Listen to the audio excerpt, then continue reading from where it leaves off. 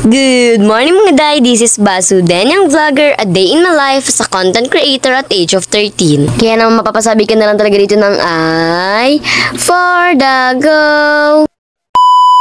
Today is Friday and wala nga po pala kaming pasok, gawa ng holiday nga, kaya naman maaga kaming gumising kahit na walang pasok, gawa ng meron kaming pupuntahan. Tignan nga kay mama kahapon na hindi nga ako makakasama sa pupuntahan niya, gawa ng gusto ko nga talaga magpatanghali ng gising, gawa ng lagi na nga lang talaga maaga ang gising ko. Pero ayan, at the end, sumama pa rin nga po pala ako kay mama, gawa na itong body clock ko nga, akala niya siguro may pasok ako, kaya naman napakaaga pa rin gumising. Dapat nga na po pala nila daday magkakasama, gawa ng si Kuya Muni magpapaiwan nga raw po pala siya, inaantok pa nga daw siya. Kaya ang mata ko for today's video, gawa ng puyat nga ako kagahapon, pero sige, pa din natin to. Punta namin sa Mokong, doon na nga po pala sila mama to, kaya naman sa kanila lang nga po pala kami sasakay at sasabay papunta sa Tulay na Bato. Hindi na nga merong pasok tuwing Friday at ngayon na nga lang talaga wala, kaya naman nga at sumama nga talaga ako kay mama sa Tulay na Bato, gawa ng gusto ko nga rin talaga makapunta sa Tulay na Bato. Tagal ko na rin kasi hindi nakakapunta sa Tulay na Bato, kaya naman ito na nga talaga yung opportunity na binigay sa akin ni Lord. Ito nga sa amin sa Basu, tuwing Friday nga meron nga talaga dito Tulay na Bato na kung saan nga pwede ka magsimba at magdasal. Siyempre, after mo naman magsimba, pwede ka rin nga dito mamili na mga kahit anong gusto mo, pwedeng pagkain or pwede rin naman nga po pala mga gamit. Ako nga ang lahat, magsisimba na muna nga kami ni mama. Kaya namin kasama sila dadat sa mga oras na yan, gawa ng si dada nga meron pang gagawin, kaya naman kaila mama to na lang kami sumama. Hindi namin magsimba, pumunta naman nga kami dito sa bilihan ng mga kakanin, gawa ng gusto ko nga talaga makatikim ulit ng angko, napakatagal ko na hindi nakakatikim nito. Siyempre, namili na rin ako dyan ng ibang kakanin na pwedeng kong kainin. Shoutout na rin nga po pala sa mga nakakilala sa akin. Ito na rin nga kami sa Tulay na Bato, kaya naman bumili na rin nga po pala kami dyan ng isda na pwede naming maiula. Dahil paborito nga talaga namin ang tilapia, tilapia na nga lang talaga yung binili namin. Bali, bumili na rin nga po pala kami dyan ng bawang at sibuyas, gawa ng ubos na nga ang bawang at sibuyas namin sa bahay. Mga kami dito na daanan nagbebenta ng taho, kaya naman nga at bumili na rin nga po pala kami dyan, gawa na napakatagal ko na hindi nakakakain ng taho. Miss ko na talaga ang taho. Nga po pala kay kuya na nagbebenta ng taho, gawa na napaka-komedyante nga talaga at napakarami talaga niya sinasabi. Di pa nga niya, isama ko pa nga talaga yung pagbebenta niya ng taho sa vlog ko, kaya naman shoutout nga sa iyo kuya, sana mapanood mo to. Ay, hinihintay nga namin sila mama to sa mga oras na minukbang ko na nga dito isang kakanin na binili ko at napakasarap niya nga talaga. Siyempre, dumating na sila mama to, paalis na rin nga po pala kami, gawa na pauwi na naman nga kami sa farm. Diba, ang ate mo girl kanina fresh na fresh, ngayon pawis na pawis. Kasi talaga ang init ng panahon ngayon, talaga namang hindi kinikeri ng basudan yung vlogger nyo. Uwi ko nga po pala sa farm, nga kinain ko na nga dito yung angko na bili namin kanina sa Tulay na Bato at napakasarap niya nga talaga. Miss ko talagang kumain ng angko. Kumakain nga ako dyan ng angko, ito naman si Bibit, so may nakikisiksik naman nga dito sa gilid ko, nyos ko. Naman lang ako nakapunta sa Tulay na Bato sa susunod na Biyernes ay hindi na naman nga gawa ng meron na naman nga paso. Ako naman nga po pala dito ay kumakain ng angko, si mama naman nga po pala dito ay niluluto na nga po pala niya dito yung tilapia. Pero na nga lang yan dyan ni mama, ito na nga ang aming ulam pang tanghalian, kaya naman kumain na rin nga po pala kami dyan ng kanin. Diba, napakasarap talaga ng tilapia, paborito